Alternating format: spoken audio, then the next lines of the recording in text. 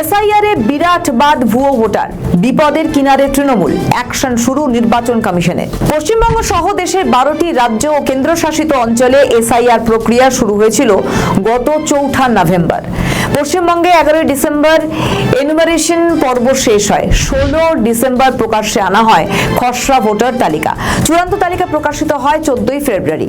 ইতিমধ্যেই ভোটের দিনক্ষণ প্রকাশিত হয়ে গেছে। পশ্চিমবঙ্গে 2 দফায় ভোট, বঙ্গে 23 এবং 29 এপ্রিল ভোট।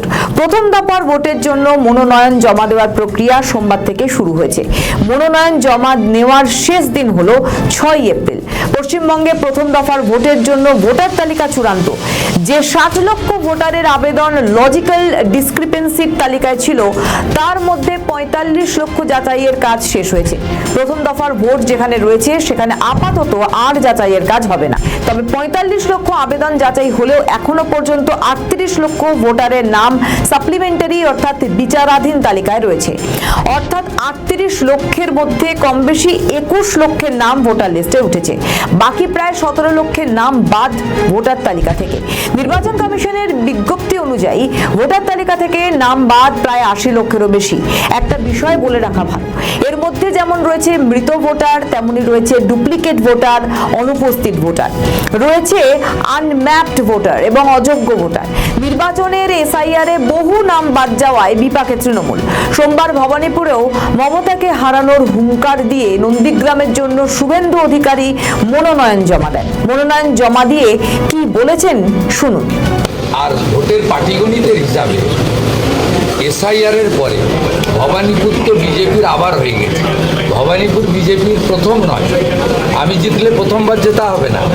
2014 সালে যখন মোদিজি প্রথম প্রধানমন্ত্রী হয়েছিলেন, তথাগত রায় দক্ষিণ কলকাতায় প্রার্থী ছিলেন, তখন কিন্তু ভবানীপুর বিধানসভায় বিজেপির লিড হয়েছিল 2000-এর। অর্থাৎ ভবানীপুর বিজেপির চুরি চাম্পারি ছাপ্পা অবৈধ অনুপ্রবেশকারী মৃত ফেক ভোটার দিয়ে মমতা ব্যানার্জি ভোটে জিততেন, যেটা এসআইআর এর পরে সম্ভব নয়। আর মোদিজি ওখানে আমাকে দাঁড় করিয়েছেন, নিতিন নবীনজি দাঁড় করিয়েছেন গুন্ডামি রোখার জন্য। 23 তারিখ পর্যন্ত নন্দীগ্রামে থাকবো, রাজ্যেও থাকবো। 24 তারিখ সকাল থেকে ভবানীপুরে থাকবো। 29 তারিখে মমতা ব্যানার্জিকে হারানোর কাজ শেষ করে তারপরে স্ট্রং রুম সিল করে ভবানীপুর ছাড়বো।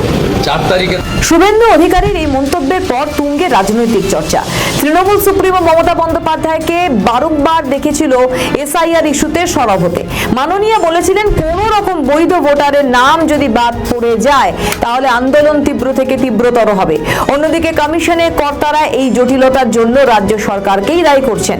তাদের মতে রাজ্য সরকার গোড়া থেকেই এসআইআর প্রক্রিয়ায় অসহযোগিতা করেছে।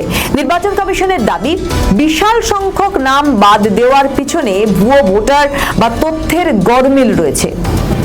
আমাদের ভিডিও ভালো লাগলে লাইক ও শেয়ার করুন, কমেন্ট সেকশনে আপনাদের মতামত জানান।